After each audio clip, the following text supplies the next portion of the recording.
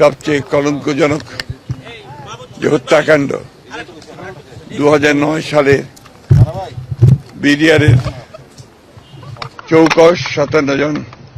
সেনা কর্মকর্তাকে এবং সর্বমোট প্রায় 72 জন কর্মকর্তা এবং কর্মচারী সহ হত্যা করা হয়।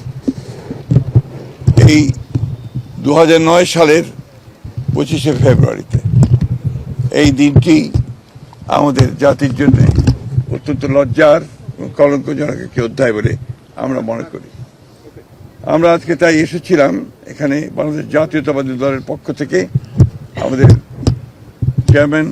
জনাব তারেক রহমান এবং আমাদের দলের পক্ষ থেকে আজকে এখানে এই শহীদদের প্রতি, যারা সেদিন শহীদ হয়েছিলেন, তাদের প্রতি শ্রদ্ধা নিবেদন করতে এবং তাদের আত্মার মাগফিরাত কামনা করতে। এই দিনটিকে আমরা সবচেয়ে কলঙ্কজনক এই জন্য মনে করি যে এই দিনে যে চক্রান্ত হয়েছিল, যে প্রচেষ্টা হয়েছিল যে বাংলাদেশের পুরো যে নিরাপত্তা ব্যবস্থা, সেই ব্যবস্থাকে ভেঙে দেওয়ার একটা গভীর চক্রান্ত হয়েছিল। 57 জন সেনা কর্মকর্তাকে হত্যা করে বাংলাদেশ সেনাবাহিনীর যে মনোবল এবং একই সঙ্গে বাংলাদেশের যে মনোবল সেটাকে ভেঙে দেওয়ার জন্য একটা গভীর চক্রান্ত হয়েছিল।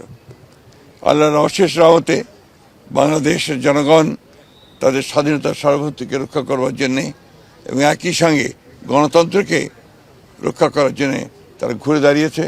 এবং বিগত নির্বাচনের মধ্য দিয়ে আজকে বাংলাদেশ জাতীয়তাবাদী দল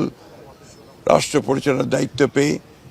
বাংলাদেশের স্বাধীনতার সার্বভৌমত্বকে সুসংহত করা এবং গণতন্ত্রকে প্রতিষ্ঠা করবার একটা বড় সুযোগ পেয়েছে। আমরা বিশ্বাস করি যে বাংলাদেশ জাতীয়তাবাদী দল অতীতের মতো একইভাবে তার যে মূল লক্ষ্য বাংলাদেশকে একটা গণতান্ত্রিক রাষ্ট্রে পরিণত করা এবং একই সঙ্গে স্বাধীনতা সার্বভৌমত্বকে পুরোপুরিভাবে সংহত করা এবং এই জঘন্য হত্যাকাণ্ডের একটা